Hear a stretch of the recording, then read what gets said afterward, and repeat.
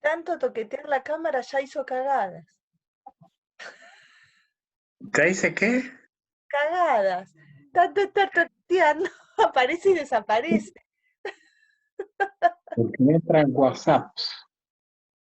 Y mire, Entonces yo los voy llegando. ¿Y eso qué fue? una llamada ignorada. Que no molesten, Muy no bien. estoy disponible.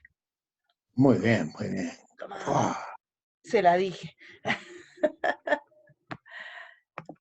¿Cómo Vamos estamos de concurrencia ahora?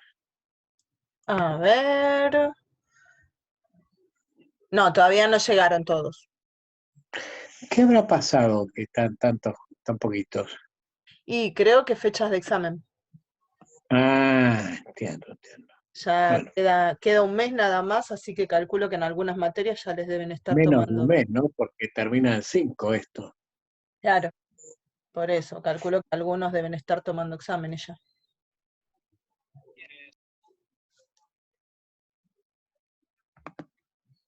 Yo los voy a hacer pelota, los míos el 19.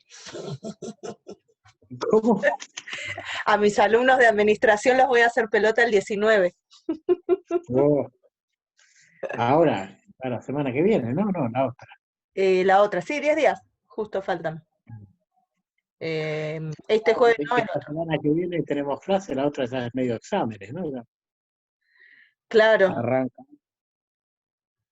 no sé cuándo fijaron bien la fecha con Ale, habían hablado algo del 12, una primera entrega, pero creo que después van a ser unos días más. Sí. Me mandó bastante tarea, Ale, ¿eh? Jaja. Sí. Este fin A de me voy a laburar. entretener leyendo. ¿Viste? Sí. Bueno, avísame cuando ves más o menos. Y ya están casi todos. Éramos 10, Está 11, casi todo. ya hay 8, estamos casi todos los mismos. Faltan Bueno. 2 o 3 nada más. Bueno. Pasa la lámina, vamos a empezar hoy con doctrinas. Dale. Ahí está. Bueno, esta segunda parte la vamos a destinar a analizar las doctrinas económicas, que es un poco un tema muy recurrente en el análisis, pero a mi modo de ver muy maltratado el análisis en general. Entonces, se hace necesario concentrarnos un poco en estos temas para de alguna manera dilucidar de qué estamos hablando, ¿no? Básicamente vamos a hablar de 3 doctrinas que están puestas ahí no por orden de importancia, sino por orden de aparición en el escenario económico, y que de algún modo u otro mantienen su valor actual. Por supuesto no voy a hablar de doctrinas que han desaparecido, que no tienen prácticamente valor hoy, tal es el caso de el mercantilismo, la fisiocracia, bueno, un poco todo eso lo dejamos de lado porque son piezas de análisis de pensamiento, análisis histórico, pero son de nula aplicación hoy. Vamos a iniciar charlando del liberalismo. Decimos que este movimiento viene, esta escuela de pensamiento económico, aparece con la idea de la libertad del hombre, aparece con la idea de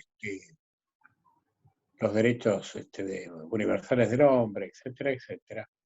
En cierta medida, con la abolición de los esquemas monárquicos y el tránsito a esquemas más democráticos, que podemos decir que esto tiene sus inicios promediando el siglo XVIII y que tuvo vigencia exclusiva, diría yo, hasta entrada la crisis del 30, ¿no? De 1930.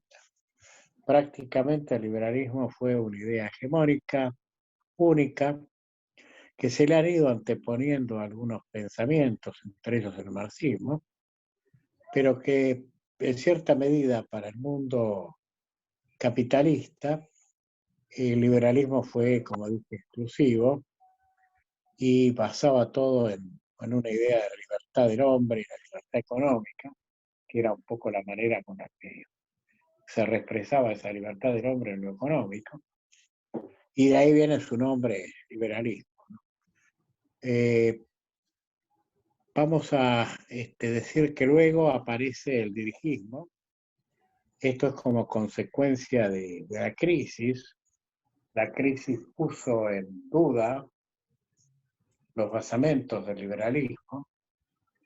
Y es más, de alguna manera, el liberalismo parecía no encontrar respuestas dentro de la estructura de análisis hasta ahí planteada, respuestas resolutorias a la crisis mundial de 1929.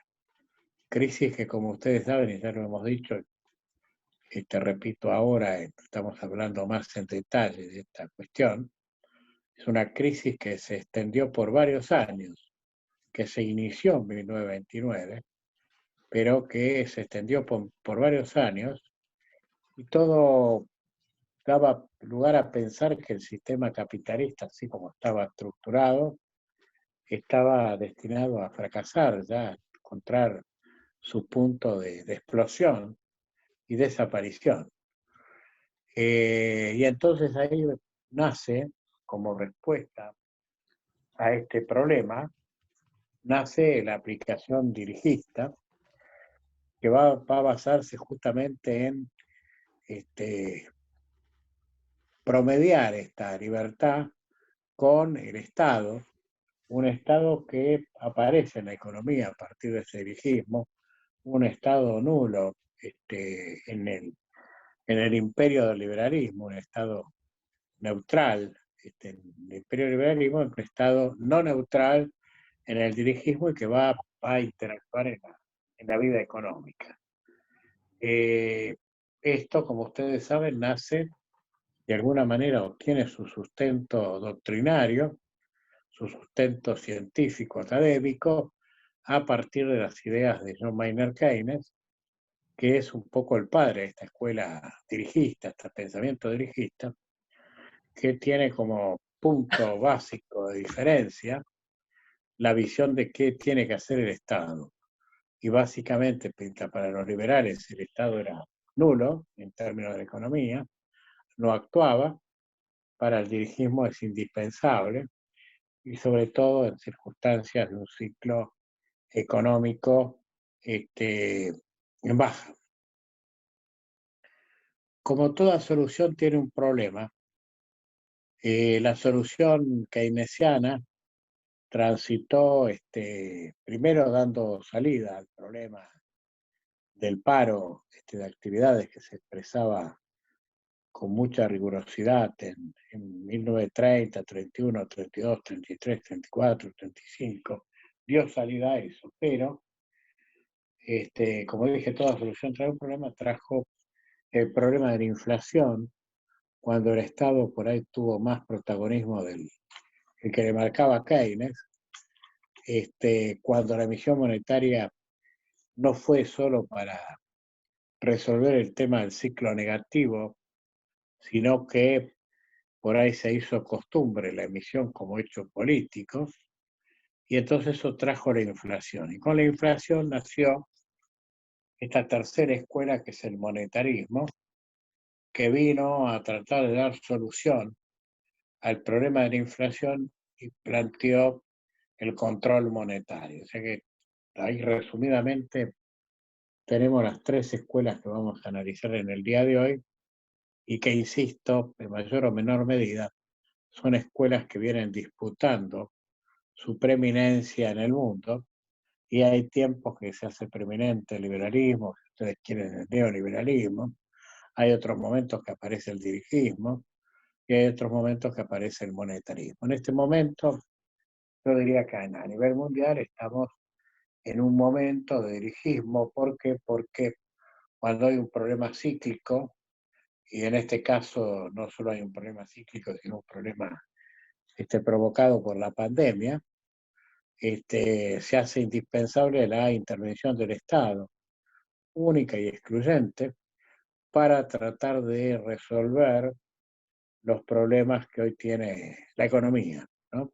Derivados de que hay ciertas actividades que hay que frenarlas, que la economía no se mueve en todo su potencial y por lo tanto hay gente que queda fuera del esquema por esta cuestión de la pandemia y entonces hace falta el Estado para dar solución a lo que no puede dar solución el mercado, que insisto, en un ciclo tan negativo como el actual. Dicho esto, bueno, vamos a entrar de lleno en cada una de las escuelas, así que la próxima lámina refiere al liberalismo. Esta escuela, como dije, nació allá por el 1730 aproximadamente y se extendió prácticamente exclusiva por 200 años. Sus pensadores más prominentes son Adam Smith, David Ricardo, Stuart Mill, Marshall, Pareto, son economistas y fundamentalmente Juan Bautista Say, ¿no? Que del que vamos a hablar en un rato.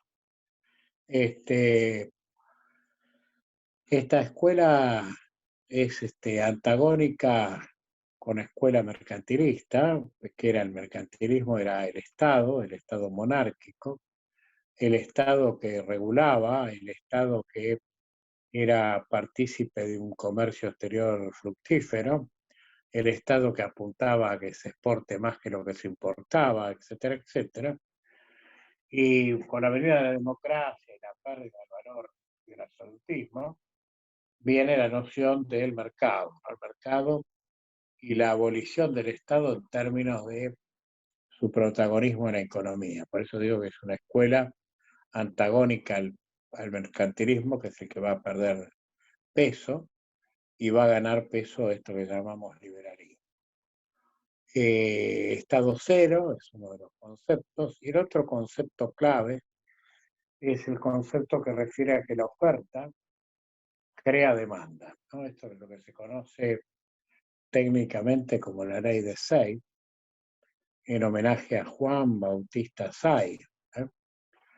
Economista que planteó que una ley fundamental y que se convirtió un poco en el paradigma del modelo, y es que la oferta crea demanda. Si esto es así, bueno, no hay razones para que exista un parate económico.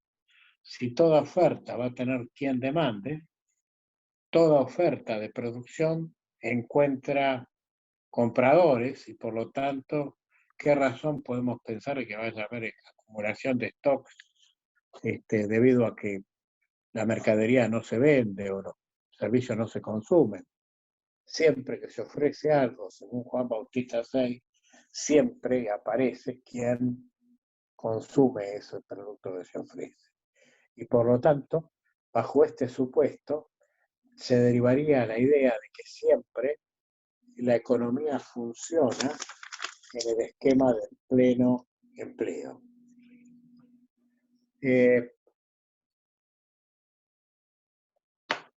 La cuestión básica va a plantear también la idea de un tipo de cambio fijo, es decir, un tipo de cambio que queda determinado, que no se va a mover, y que sí lo que se van a mover, lo que va a ser flexible, van a ser los precios y los salarios. Y básicamente esto se va a conectar con el comercio exterior, ¿no? Para entenderlo claramente. Primer basamento que vamos a tomar es que las balanzas del mundo sumadas dan cero. ¿Qué queremos decir con esto? Que los superávit de algunos países son producto de los déficits de otros países. y la suma general de las balanzas debiera dar cero si esto es correcto. Si Argentina tiene un saldo positivo en un determinado momento, $1.000 millones, y comercia únicamente con un país en el mundo que es Uruguay, y Uruguay comercia solo con Argentina, la contraparte, es decir, Uruguay, será que tendrán un déficit de $1.000 millones. No hay otra razón. Y la suma de ambas balanzas es cero. Entonces, bajo este supuesto, este punto de análisis, el mecanismo parte de ir corrigiendo con precios. En el tipo de cambio fijo se habla de un sistema, por aquel entonces, del patrón oro. El mundo cancelaba sus obligaciones, sus compras con oro. Entonces, imagínense una nación que tiene superávit de la balanza comercial. Bueno, si tiene superávit de la balanza comercial, esa nación entrega más mercaderías que lo que recibe, punto uno. Esa nación le ingresa oro porque tiene superávit, emite dinero como contraparte y por lo tanto en esa nación los precios suben. ¿Por qué? Porque según la ecuación cuantitativa, la mayor expansión monetaria trae aparejada una suba de precios. En el concepto clásico, no dejen de pensar ustedes en lo que ya hablamos cuando hablamos de monedas. En 1926 se pensaba que la suba de la moneda traía suba de precios y que la baja de la moneda traía baja de precios. De modo entonces que una nación que tenía superávit de balanza, insisto, entraba oro, expandía liquidez y la expansión de liquidez expandía los precios. ¿Qué pasaba en la nación que tenía déficit? La nación que tenía déficit, primero, recibía más mercaderías que por compras que lo que vendía. O sea, tenía más mercadería. Al mismo tiempo, la nación que tenía déficit perdía oro y contraía moneda. Por lo tanto, había menos moneda y más mercadería. Los precios tenían que bajar. Por supuesto, para que las empresas que tenían que estar obligadas a bajar precios no perdieran plata, los salarios también tenían que bajar según esta idea. Y entonces esto hacía un equilibrio de renta. Pues bien, ¿qué pasaba en el momento siguiente? La baja de precios que experimentaban las naciones deficitarias las hacía más competitivas que las naciones superavitarias donde subían los precios. Tengan presente ustedes que el tipo de cambio era fijo. Entonces, donde los precios bajaban, había mejor posibilidad de ventas al exterior, y donde los precios subían, menor posibilidad. ¿Qué ocurría en las naciones deficitarias? Se convertían al tiempo siguiente en superavitarias. Y las superavitarias se convertían en deficitarias. Y este era un proceso automático, de ajuste automático. ¿Se tenía que meter el Estado para imprimir moneda? No. La moneda fluía, ingresaba o bajaba en atención al volumen de la balanza comercial y en atención al volumen de entrada o salida de oro, que derivaba de la balanza comercial. Por lo tanto, los ajustes eran tremendamente automáticos. Y esto daba, según la lectura, la posibilidad de un equilibrio automático, siempre en pleno empleo, porque el mecanismo era que toda oferta era correspondida con demanda, por lo tanto, ninguna perturbación era posible, siempre y cuando precios y salarios actuaran en coordinación con estos preceptos. Esto es con plena flexibilidad. Cuando la onda marcaba baja, había que bajar precios y había que bajar salarios. Y decían por ese entonces los análisis que si los empresarios se resistían a bajar precios y los trabajadores se resistían a bajar salarios, bueno, ahí venía un paro de actividad, una baja de actividad, pero tan rápido como que entraban en razones los que se habían negado a bajar precios y bajaban precios. Y entraban en razones, los que se habían negado a bajar salarios, bajaban salarios, el sistema de equilibrio se recompone. De modo que todo esto funcionaba de manera impecable, según este análisis.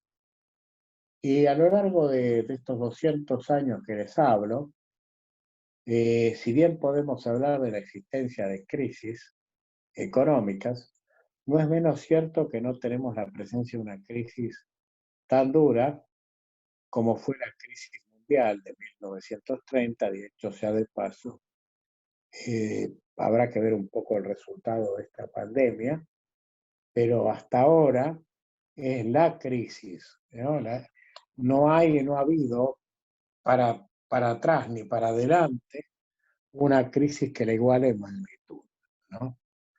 Y por lo tanto, diríamos que hasta entrada de esa crisis, los mecanismos planteados, tal como lo describí, parecían no tener ningún tipo de problema. No sé si hasta acá se ha entendido todo, si hay alguna pregunta.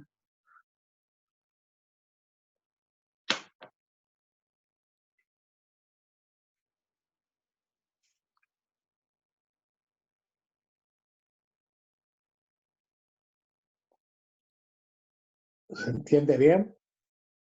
Sí, profe. Bueno, olvidé decirles lo que ya creo conocen, que otro elemento con el que se movía todo este liberalismo en el plano internacional era el librecambismo, ¿no? Que es un poco la idea de que cada nación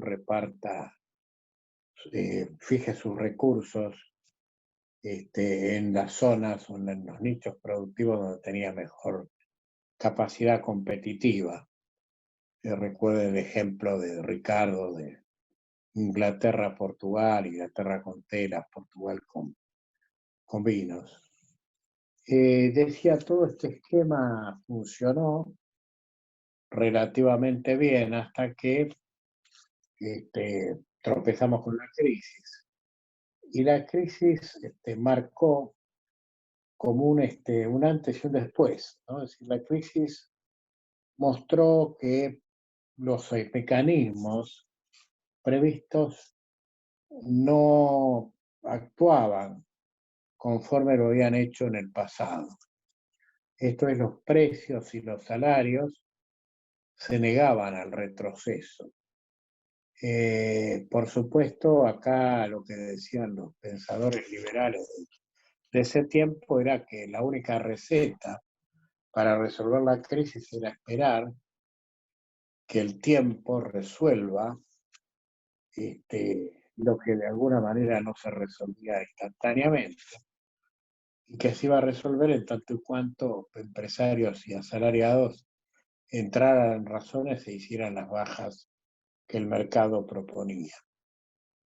Sin embargo, iba pasando un tiempo amplio sin que esto se produjese, y entonces acá vino la controversia central entre el joven de ese tiempo, Keynes, y el economista Schumpeter. Keynes planteando una alternativa al modelo y Schumpeter afianzando el modelo. Keynes se había educado en el liberalismo. Él dice en la teoría general: yo vengo a atacar ideas que muchas veces defendí y creo conocer suficientemente.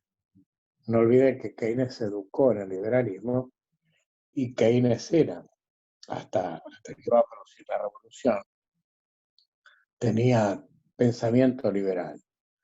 Ya en el año 1923, o sea, 6 años antes de la crisis internacional, Keynes se había ocupado de analizar la problemática económica y veía los riesgos que tenía la economía, sobre todo los riesgos que conllevaba la deflación.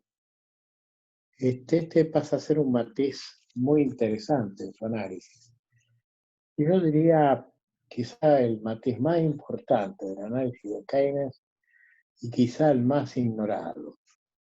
Y quizá el más ignorado por por los mismos keynesianos y desde luego por sus opuestos. ¿Por qué para Keynes la deflación, que era el mecanismo, tengan presente, del clásico, ahí hablamos, ver en la lámina la flexibilidad de precio y salario para arriba y para abajo, él va a decir que en este momento que se encuentra la vida, ya en el entrado el año 20, la deflación va a ser negativa. Va a ser negativa para la economía, le va a hacer daño a la economía. ¿Por qué dice esto? Por varios motivos. El primero de ellos, fíjense ustedes, hoy ustedes lo dijeron, o por lo menos se lo sacamos con tirabuzón, con Vanina, en la primera parte, cuando dijimos, ¿qué pasa cuando hay inflación y la gente se apura a consumir? Ahora imagínense si se diera lo contrario. Si yo le dijera, miren, Guzmán ya compró una receta deflacionaria y de acá a marzo del año que viene, muchos productos van a bajar mes a mes a una tasa del 4 o 5%. Y desde luego, por ejemplo, las propiedades van a caer un 30% ya entrado marzo. Pregunto, ¿cuál sería la reacción de ustedes para comprar? ¿Se apuraría o esperaría? Esperaría. Perfectamente. Y esta es la reacción lógica. Y esto es lo que empezó a mirar Keynes, que la deflación es negativa, es negativa. Por otro lado, si el esquema es bajar los precios, Keynes empezó a ver algo muy, muy clave. Si yo tengo que bajar los precios, voy a tardar un poco en bajarlos porque todos somos muy rápidos para la suba. Si yo estoy vendiendo lapiceras y el proveedor me dice, mirá que va a haber una lista nueva, aunque yo todavía no compré las lapiceras al mayor precio, las subo, por si acaso, ¿no? Y las vendo más caras ya para hacerme de los pesos para poder comprarlas hacia adelante. Ahora, si me dicen las lapiceras van a bajar un 30%, y yo tengo una ganancia de 10%, ¿las voy a bajar en esa magnitud? Y seguramente no. Y si se verifican las bajas, resulta que una lapicera que yo la compré a un costo de 70 pesos para venderla a 80, ahora resulta que la pagué 70 y la tendría que vender a 50 pesos. ¿Voy a apurarme a vender o voy a esperar a ver si rebota el precio de la lapicera? Y esto es un poco lo que encontró Keynes en el problema. De algún modo, la deflación es negativa para empresarios y para trabajadores.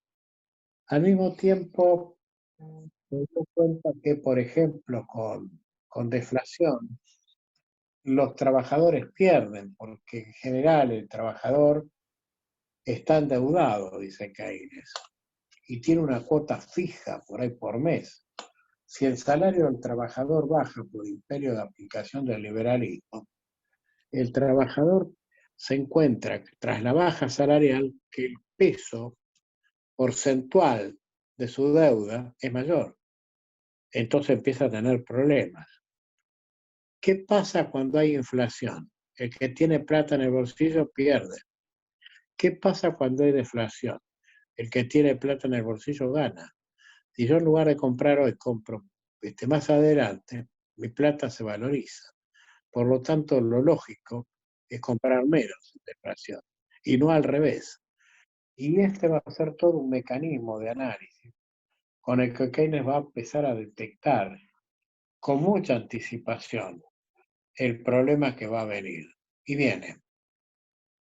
Y empieza la disputa, ¿no? Empieza a Keynes, a ser Keynes, a tener una lectura opuesta al liberalismo, contra los liberales, que eran por supuesto mayoría en ese tiempo, lo son ahora mismo, pero en ese tiempo era muy, muy difícil oponerse a lo que era un pensamiento, yo diría, mayoritario, casi excluyente, y que había funcionado también durante 200 años. Y entonces, de algún modo, la visión de Schumpeter fue el largo plazo. Ante la inquietud de muchos medios periodísticos, le decían, señor, ¿y qué hay que hacer ante la crisis? Esperar que los mecanismos que tiene el sistema liberal funcionen y en el largo plazo todo va a volver al equilibrio. Es decir, vamos a volver al pleno empleo, que estaba pasando la crisis, ¿no? La crisis mostraba empresas que quebraban, bancos que se fundían, trabajadores cada vez mayor cantidad de trabajadores desocupados, y esto era un poco contrario a lo que se expresaba en el liberalismo. Digamos, que ese paradigma, la oferta crea demanda, la contracara es pleno empleo. ¿Cuál era la contracara de la crisis? La oferta parecía no crear demanda y por lo tanto la idea de que el sistema funciona con pleno empleo quedó en un sistema que funcionaba con desempleo. Cuando le preguntan a Keynes acerca de la opinión que tiene respecto de la visión de Schumpeter, Keynes dice que coincide con Schumpeter prácticamente en todo, con una pequeña discrepancia. ¿Cuál es la discrepancia? El largo plazo. Por el largo plazo vamos a estar todos muertos, dijo Keynes. Y entonces metió esto que llamamos macroeconomía, que es la economía de corto plazo. Fíjense ustedes que cuando íbamos transitando la moneda, yo les hablaba del cortísimo plazo. ¿Qué es corto plazo? ¿Qué va a pasar en noviembre? ¿Sí? ¿Qué pasó en octubre? ¿Cuáles son las razones que se movieron los precios, la actividad económica? ¿Qué va a pasar? ¿Qué va a pasar con el dólar? Es cortísimo plazo. Es ahí donde se juega el partido. Si va a haber una devaluación en el corto plazo o no. Es muy importante esto. Bueno, estas jugadas de corto pasan a ser importantes. ¿Cuál era la idea de estudiar la macro antes de Keynes? Ninguna. Porque si la economía funcionaba sola, ¿para qué estudiarla? Dejar que todo funcione libre, que nadie se meta, que el mercado, oferta y demanda se arregle. En el comercio exterior las naciones se arreglaban, repartían su producción y repartían sus movimientos en atención a la balanza y ajustaban precios y salarios en función de la balanza. Por lo tanto, ¿qué razón había para intervenir? Ninguna. Por lo tanto, el Estado en el liberalismo es cero. Keynes dice a largo plazo vamos a estar todos muertos. Por lo tanto, va a plantear una inversión del análisis que pasa a ser muy sustantivo. Yo te pedía si podés cambiar de lámina.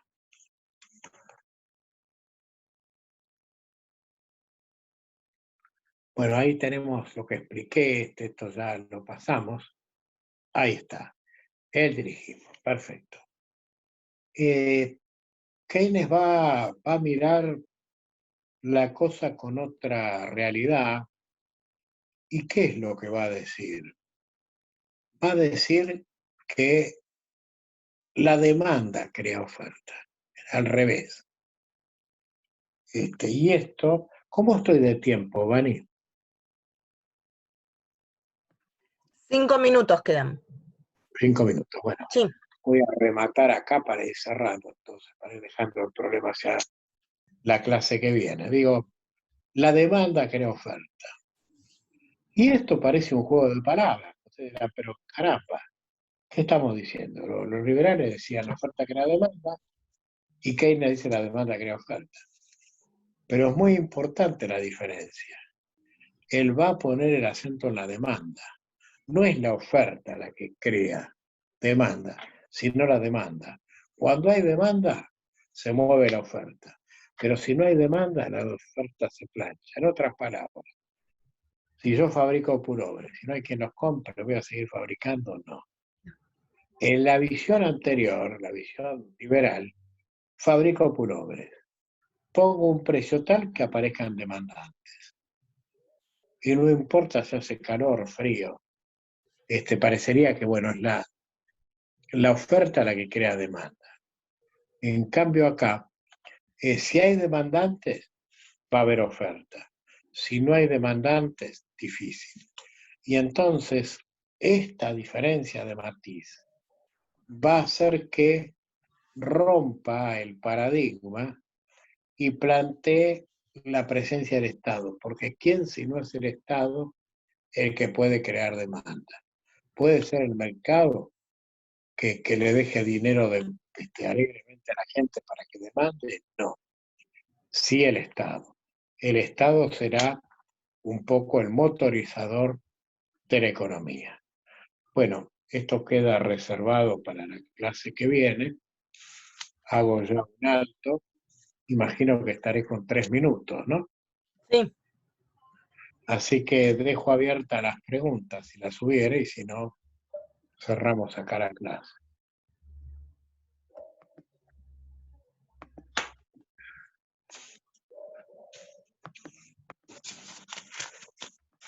Pregunten porque va a haber preguntas la clase que viene, ¿eh? No tengan duda, no tengan duda.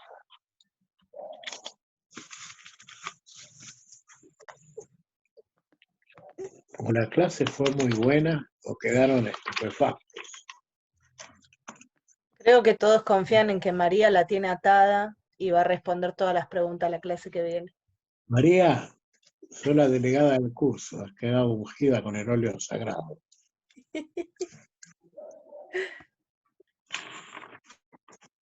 Bueno, me despido de ustedes, no sin antes desearles que pasen buena noche, que descansen, que repongan energías Gracias, y gracias. que puedan tener un nivel de respuesta un poquito más fuerte el lunes próximo. Gracias, profe. Ok, profesor. Chaucito. No, Chao. profe. Nos vemos. Chao, chicos. Profe. Chao.